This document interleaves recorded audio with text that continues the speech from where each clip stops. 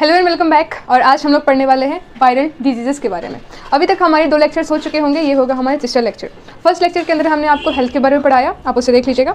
Second के अंदर हमने पूरे प्रयास किया कि सारी के सारी जितने भी इंपॉर्टेंट थे उतने सारे बैक्टीरियल डिजीज़ को कवर कर लिया। अब थर्ड बारी है वायरल डिजीज़ के बारे में। ठीक है, वायरल डिजीजेस आपके चैप्टर में, आपके जो सिलेबस है उसके अंदर सिर्फ 3 है, मतलब और भी सारे हैं जिसके बस नाम लिखे हैं, बट ये 3 ज़्यादा इंपॉर्टेंट है। सबसे पहले बात करते हैं कॉमन कोल्ड। आपको मैंने कल कॉमन कोल्ड क्या होता है थोड़ा बहुत उसके बारे में हिंट दे दिया था। ये कौन सा वायरस इसे कॉज करता है? Rhino virus. ठीक है, राइनोसॉरस नहीं, राइनो वायरस। ठीक है, अब इसके अंदर क्या होता है, आप आई डोंट थिंक मेरे को आपको बताने की ज़रूरत है, या फिर आपको तो ये बचपन से होते हुए आ रहे हैं तो आपको पता होगा, फिर भी अब क्या कर सकते हैं, सिलेबस है तो पढ़ना ही पड़ेगा।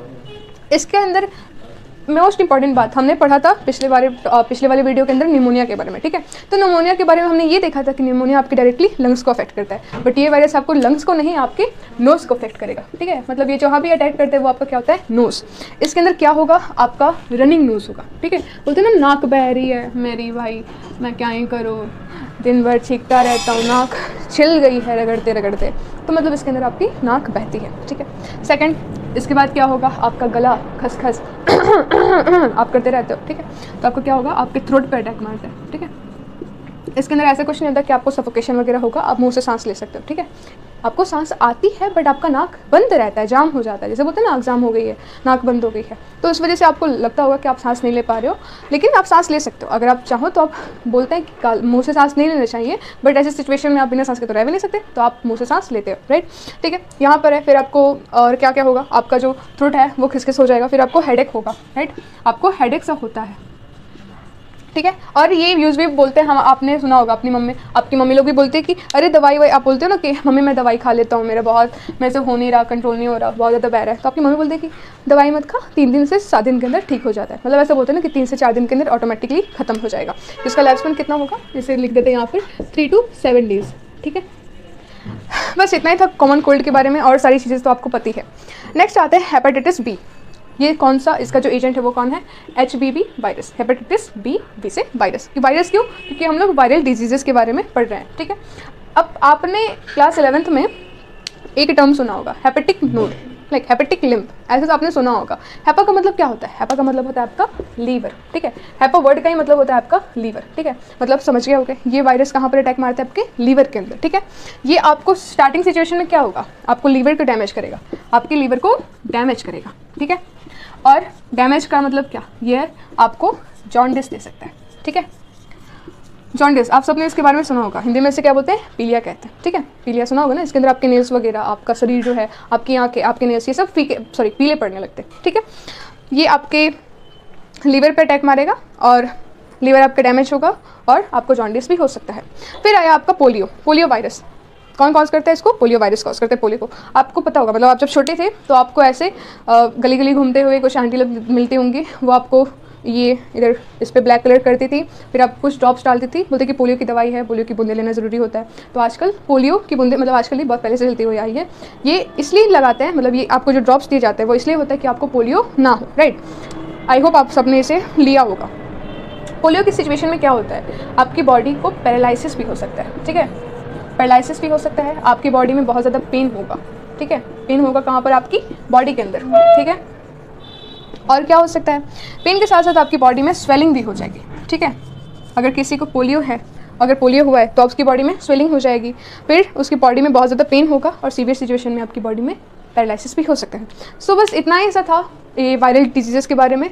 नेक्स्ट थोड़ी देर में अभी हम बात करने वाले हैं आगे जो भी है उसके बारे में, आगे के जो भी टॉपिक्स हैं। चलिए अब बात करते हैं कि हेलमेंथिक डिजीजेस क्या होती हैं। हेलमेंथिक मतलब क्या, ऐसी डिजीजेस जो कि आपके वॉर्म्स की वजह से हो रही हैं। ठीक है, हेलमेंथिक, इसके अंदर 2 डिजीज आएंगी, पहला आएगा एस्कैरियासिस और दूसरा आएगा एलिफेंटियासिस। एलिफेंटियासिस को हम लोग फिलेरियासिस भी कहते हैं। अगर आपकी मम्मी लोगों ने आपने अपनी मम्मी लोगों से सुना होगा कि फलेरिया होगा, इस पहले होता था कि फलेरिया हो गया। ठीक है, तो इसे हम लोग कहते हैं फिलेरियासिस। ठीक है, इसके बारे में बाद में आएंगे, उससे पहले इस वाले के बारे में बात करते हैं। आपको पता है एस्कैरियासिस किसका नाम है, राउंडवॉर्म का ही नाम है। ठीक है, मतलब एस्कैरियासिस नहीं, एस्कैरिया हम लोग राउंडवॉर्म का नाम होता है। ठीक है, तो ये जो डिजीज़ है ये राउंडवॉर्म की वजह से होती है। आपने आई होप आपने पकड़ लिया होगा कि मैं अभी किस बारे में बात कर रही हूँ। अगर नहीं पकड़ा है तो चलो बताते हैं। आपने सुना होगा बचपन में कि आपकी मम्मी लोग बोलते हैं कि मिट्टी ना खाओ, जैसे हम सबको छोटे बचपन में मिट्टी खाना बहुत पसंद था, बट आपकी मम्मी लोग बोलते थे कि मिट्टी मत खाना। ठीक है, नहीं खाने से क्या होता है और खाने से क्या होता है। नहीं खाने से तो आप ठीक रहोगे, बट खाओगे तो क्या होगा, खाओगे तो आपकी जो सॉइल है उसके अंदर जो ये वर्म है, राउंड वर्म है, इसके क्या होंगे, एग्स होंगे, ठीक है। आप कीड़े को तो नहीं खा रहे हो ना, आप उसके एग्स को खाओगे जो आपको दिखेगा नहीं, तो आप खा गए, एग क्या जाएगा, पेट के अंदर जाएगा, इंटेस्टाइन के अंदर जाएगा, फिर वो बड़ा हो जाएगा, राइट। बड़े होने के बाद क्या होगा, वो आपके पेट के अंदर है, ठीक है। बोलते हैं ना पेट में कीड़े पड़ गए हैं, सुना होगा आप लोगों ने। तो पेट में कीड़े होने का मतलब यही होता है, यही इसी सिचुएशन को हम लोग कहते हैं कि आपके पेट में या फिर किसी के भी पेट में कीड़े हो गए हैं, ठीक है। इसके लिए हम लोग 6 मंथ में एक दवा भी खाते हैं, राइट, कि आपके पेट में अगर जो कीड़े हों, अगर आपने कंटामिनेटेड फूड या फिर वाटर कंज्यूम कर लिया हो और आपको पता नहीं है बट आपके पेट के अंदर कीड़े हो, ऐसे तो पता चल जाता है, बट अगर आपको नहीं पता है तो इसके लिए भी हम लोग दवा खाते हैं कि हर एक 6 मंथ के बाद आपको दवा खाना चाहिए, आपको वो पेट को पूरा साफ कर देगा, मतलब अगर कीड़े होंगे भी तो उसको खत्म कर देगा। तो ये कैसे होता है, पहला तो सॉइल होता है, ठीक है। बचपन में हम लोग क्या करते थे, सॉइल खाते थे, सॉइल के अंदर एग होंगे, किसके एग होंगे, इसी कीड़े के एग होंगे, ठीक है। फिर दूसरा, आज के ज़माने हम मतलब बड़े भी हो गए फिर भी हम लोग क्या करते हैं, हम लोग तो सुधरे हैं नहीं, पहले मिट्टी खाते थे, अब गंदा खाना पानी पीते हैं, कहीं भी जाकर खा ही लेते हैं, हमें तो खाने से मतलब है, ठीक है। इसके थ्रू भी आपके पेट के अंदर कीड़े आ सकते हैं, ठीक है, राइट। अब इस सिचुएशन में होता क्या है, इस सिचुएशन के अंदर आपको होगा ये कि आपको पेट है, आपका जो इंटेस्टाइन है, इसके अंदर क्या होगी, इंटरनली आपको पता नहीं चलेगा, ठीक है, बट आपके इंटरनल जो भी आपका जो इंटेस्टाइन है, आपके जो भी पेट है, उसके अंदर क्या होगा, ब्लीडिंग हो रही है, ठीक है, ब्लीडिंग होगी, पेन होगा, ठीक है, क्योंकि आपके पेट के अंदर कीड़ा है, उसे तो खाना है। अब वो उसे कुछ भी मिले, आपका पेट ही मिलेगा उसको ऑब्वियसली, तो उसको खाना शुरू करेगा, तो खाएगा तो आपको पेट के अंदर कुछ भी होगा तो आपको दर्द होगा, राइट, तो आपको पेन होगा, फिर अंदर ही अंदर ब्लीडिंग होगी क्योंकि वो उसे खा रहा है, और ब्लीडिंग के साथ क्या होता है, एनीमिया होगा, मतलब लॉस ऑफ ब्लड, राइट, ठीक है। बात करते हैं एल्फेंटियासिस या फिर फलेरिया बीमारी, ये कौन कॉज करता है, पहला तो फलेरियल वॉर्म जो रहता है वो कॉज करता है, या फिर एक होती है मॉस्किटो, फीमेल मॉस्किटो क्यूलेक्स, ठीक है, ये भी कॉज करती है। ऐसे बोलते हैं कि मच्छर अगर काट दिया तो आपको ये बीमारी हो जाएगी, ठीक है। अब इस सिचुएशन में क्या होगा, पहले तो नाम देखो क्या है, एल्फेंटियासिस, मतलब कुछ ना कुछ हाथी मोटा, ठीक है। तो इस सिचुएशन में क्या होगा, आपको स्वेलिंग होगी, ठीक है। स्वेलिंग किस रीजन में होगी, आपका जो टेस्टिस है, मेल्स में जो टेस्टिस होता है या फिर जो स्क्रॉटम होता है, ये बहुत ज़्यादा स्वेलअप हो जाएंगे, ठीक है।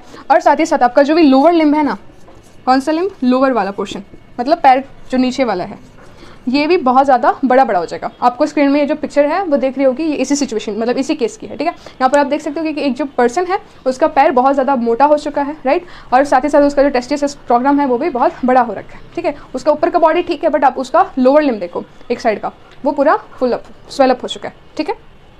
तो ये दोनों सिचुएशन थी इसके बारे में, मतलब हमने हेलमेंथिक डिजीज देख ली। अब बस आपके पास एक और दो और बची हैं, एक आएगा मलेरिया, तो आई होप उसके लिए मैं नेक्स्ट वीडियो में, क्योंकि वो लंबा प्रोसेस मतलब वो लंबा उसका लाइफ साइकिल वगैरह उस सबको भी डिजीज मतलब डिस्कस करना है, तो नेक्स्ट वीडियो में आएगा। बट अभी हम लोग क्या डिस्कस करने वाले हैं, इसके बाद का टॉपिक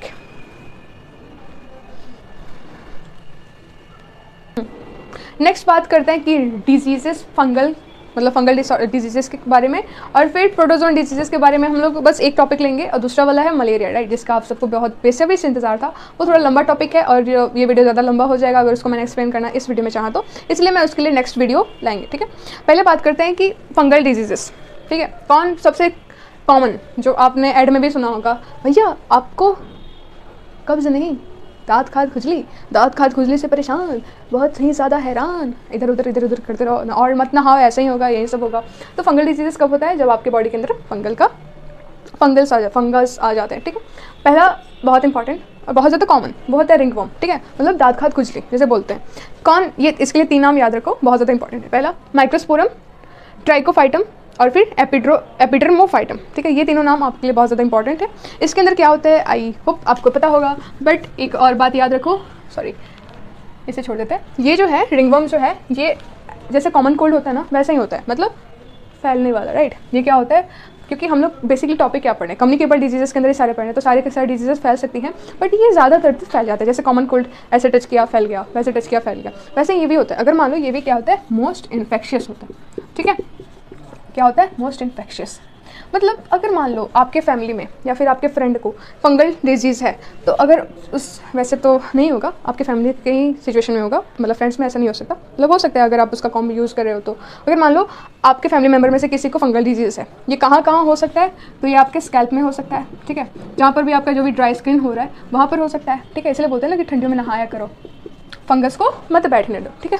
तो फिर मान लो आपकी फैमिली में किसी को है फंगल डिजीज़ हो गया, रिंगवर्म हो गया, उसने कॉम्ब कर लिया, ठीक है, स्कैल्प, ठीक है, उसने कॉम्ब किया और आपने उसे बिना देखे या फिर बिना साफ़ किए उस कॉम्ब को, या फिर अपने सेपरेट कॉम्ब ना यूज़ करके उसी कॉम्ब का इस्तेमाल कर लिया, तो क्या होगा, अब आपको भी हो जाएगा जो रूसी डैंड्रफ जिसे कहते हैं ना, तो ये भी इसका ही एक पार्ट होता है, फंगल डिजीज़ का ही पार्ट होता है रूसी। अगर मान लो आपने बाल धोए या फिर आपके बॉडी पे कहीं भी मतलब फंगल का एसोसिएशन हो चुका है और आपने क्या किया, अपने शरीर को धोया, फिर आपने टॉवल पसार दिया, आपने धोया नहीं बिना टॉवल, बिना धोए आपने ऐसे करके लटका दी ताकि वो सूख जाए, फिर आपके भाई ने क्या किया, उसी टॉवल से उसने भी नहा लिया, तो चांसेस है कि आपको जो हुआ है डिजीज़ वो आपके भाई को, मतलब ये जो फंगल डिजीज़ है, मतलब आपको अगर रिंगवर्म हुआ है तो आपके भाई या फिर आप जिसने भी आपका टॉवल इस्तेमाल किया है उसको भी हो सकता है, ठीक है।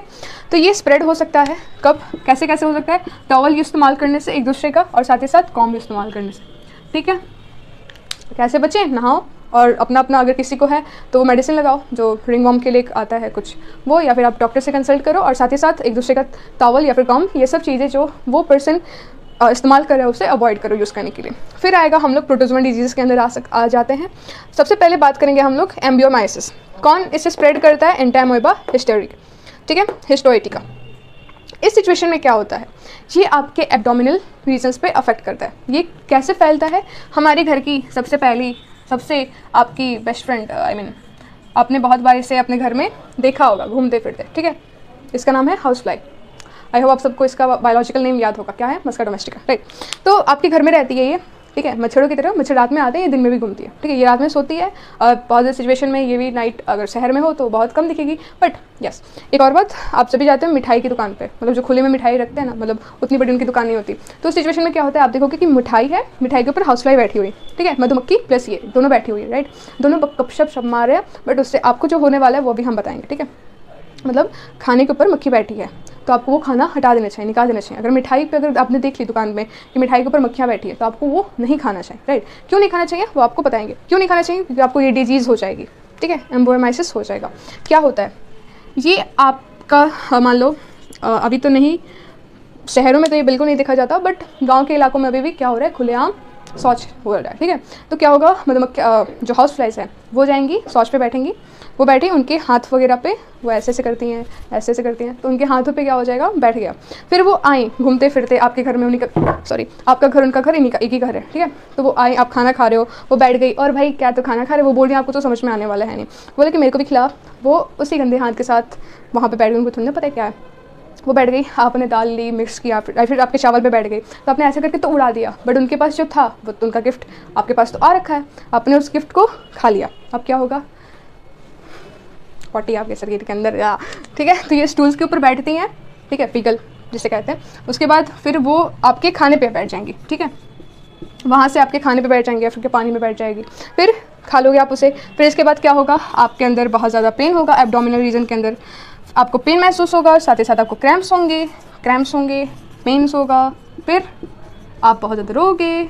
उसके बाद आपको पता चलेगा कि हमें नहीं खाना चाहिए। और बहुत ज़्यादा सिचुएशन में क्या होता है कि आपका जो स्टूल होता है, आपका जो भी फीकल होता है, ठीक है, एक्सक्रीटर जो भी प्रोडक्ट होता है, इसके अंदर आपको ब्लड क्लॉट्स दिखेंगे। मतलब आपका जो भी फीकल, आप नेक्स्ट डे या फिर आप अगर आपको ये हो गया, ये डिजीज़ हो गया, एम्बियोमाइसिस हो गई, तो आपको क्या होगा, आपका जो भी स्टूल रहेगा ना, तो स्टूल के अंदर आपको बहुत ज़्यादा एक्सेस में क्या देखने को मिलेगा, आपको क्या देखने को मिलेगा, म्यूकस, ठीक है। म्यूकस स्मॉल अमाउंट में तो हमारे बॉडी के अंदर होता है, हमारे मतलब जो हमारा स्टूल होता है, हमारे जो फीकस होता है, उसके अंदर हमें म्यूकस मिलता है, बट इस सिचुएशन के अंदर आपको एक्सेस में मिलेगा, और साथ ही साथ आपको ब्लड क्लॉट्स भी मिलेंगे आपके स्टूल के ऊपर, ठीक है। अगर आपको कुछ इसमें से कुछ भी मिला, आपको क्रैम्प्स हो रहे हैं बेवजह, आपको बहुत ज़्यादा पेन हो रहा है आपके पेट के अंदर, तो आप डॉक्टर के पास जाओ, ठीक है। ऐसे नहीं घर में ये लो मेथी खा लो या फिर कुछ खा लो, ठीक हो जाएगा, ये हो जाएगा, वो हो जाएगा, ऐसा पे नहीं, डायरेक्ट जाकर डॉक्टर के पास जाइए, ठीक है।